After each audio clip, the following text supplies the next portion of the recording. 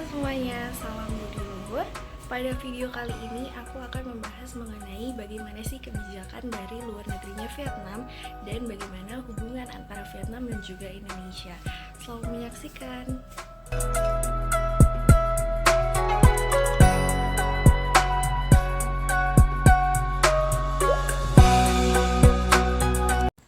Vietnam menganut kebijakan luar negeri yang berprinsip pada independen, damai, multilateral, dan diversifikasi hubungan internasional. Fokus kebijakan Vietnam sendiri adalah untuk menjaga kedaulatan, memperkuat posisi internasional, dan mendorong pembangunan ekonomi. Contohnya seperti Vietnam telah menjalin hubungan baik dengan semua negara dengan mendukung multilateralisme melalui partisipasi aktif di organisasi internasional seperti ASEAN, United Nations, dan juga organisasi internasional lainnya. Selain itu, Vietnam juga turut aktif dalam menjaga perdamaian kawasan dengan menekankan resolusi konflik secara damai dan meningkatkan kerjasama pertahanan dengan negara-negara mitra untuk menjaga stabilitas regionalnya. Kebijakan luar negeri Vietnam juga secara aktif mempromosikan budaya, pariwisata, dan juga hubungan people to people untuk membangun citra positif di kancah global dan turut menjaga keseimbangan hubungan dengan negara-negara besar seperti Tiongkok, Amerika Serikat, dan juga Rusia.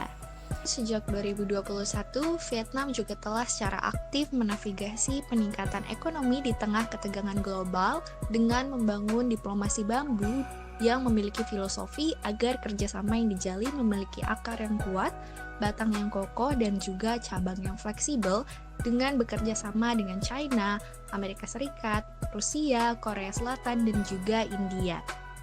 Nah, selanjutnya, dalam kebijakan luar negerinya, Vietnam juga telah mempromosikan digitalisasi sebagai alat untuk memperkuat posisi globalnya dan mencapai transformasi ekonomi berbasis digital.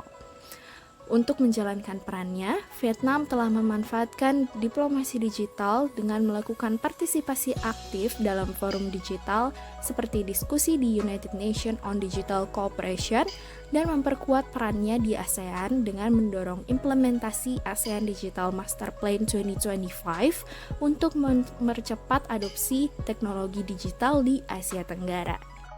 Populasi penggunaan internet di Vietnam sendiri telah mencapai 77,93 juta jiwa, yang mana itu adalah sekitar 71% dari total populasi penduduk di Vietnam, yang 90%-nya telah menggunakan sosial media. Melihat banyaknya penggunaan sosial media, maka Vietnam telah meningkatkan infrastruktur teknologinya dengan mempromosikan kerjasama lintas negara untuk mendukung pertumbuhan ekosistem startup digital melalui investasi asing. Việt Nam thì ưu tiên trong cái việc mà thúc đẩy cái hoạt động đổi mới sáng tạo trong mọi tầng lớp của người Việt Nam. Trong đó là đặt trọng tâm là hỗ trợ đổi mới sáng tạo cho các doanh nghiệp.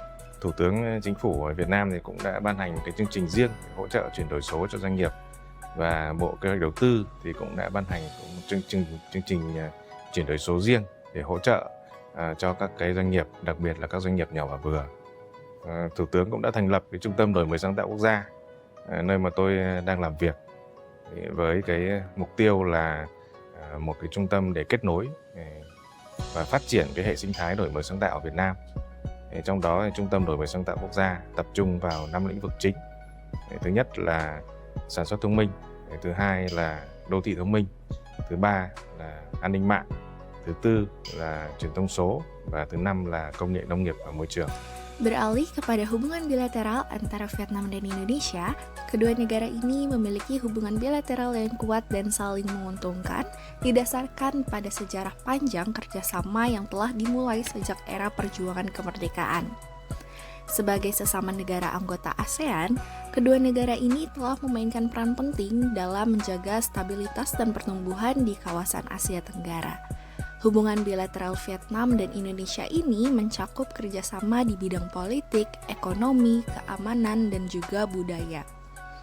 Pada MOU yang telah disepakati oleh Indonesia dan Vietnam berisi tentang kerjasama penanggulangan terorisme, kerjasama dalam pemberantasan perdagangan gelap narkotika, zat psikotropika dan prekursornya, dan kerjasama di bidang energi dan sumber daya mineral. Selanjutnya, masuk pada bidang kerjasama politik, Vietnam dan Indonesia sepakat untuk mendukung stabilitas di Asia Tenggara melalui mekanisme ASEAN Regional Forum dan East Asia Summit. Selanjutnya, Vietnam dan Indonesia juga telah sepakat untuk memperkuat hubungannya di bidang pertahanan dan keamanan dengan berbagai informasi dan berkoordinasi dalam mencegah kejahatan transnasional dan terus bekerja sama secara erat untuk mencegah penangkapan ikan ilegal serta penangkapan ikan yang tidak dilaporkan dan tidak diatur. Pada bidang ekonomi, kedua negara tersebut saling timbal balik dengan Indonesia mengekspor batu bara, minyak kelapa sawit, produk elektronik, dan juga otomotif ke Vietnam. Sedangkan Vietnam telah mengekspor produk elektronik, tekstil, produk olahan makanan, dan peralatan listrik ke Indonesia.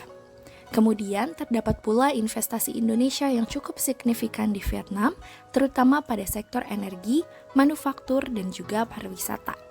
Pada bidang sosial dan budaya, Vietnam dan Indonesia telah bekerja sama melalui program pertukaran pelajar dan promosi budaya untuk mempererat hubungan masyarakat dari kedua negara dan pariwisata yang juga menjadi sektor penting dengan mempromosikan Bali, Jakarta, Hanoi, dan Halong Bay sebagai destinasi yang paling sering dikunjungi. Kedepannya, Vietnam dan Indonesia sangat memiliki potensi dan juga peluang untuk memperkuat hubungan bilateralnya melalui kolaborasi ekonomi digital untuk mengembangkan e-commerce dan startup teknologi, serta bekerja sama dalam isu berkelanjutan seperti mitigasi perubahan iklim dan pengelolaan sumber daya alam. Pada kesimpulannya, hubungan bilateral Vietnam dan Indonesia akan terus berkembang berdasarkan prinsip saling menghormati dan kerjasama strategis. Kedua negara tersebut tidak hanya menjadi mitra penting di ASEAN, tetapi juga di forum global. Dengan potensi besar di berbagai sektor, hubungan ini diharapkan semakin erat untuk mendukung pembangunan di stabilitas kawasan. Terima kasih sudah menonton dan sampai jumpa di video selanjutnya. Bye-bye.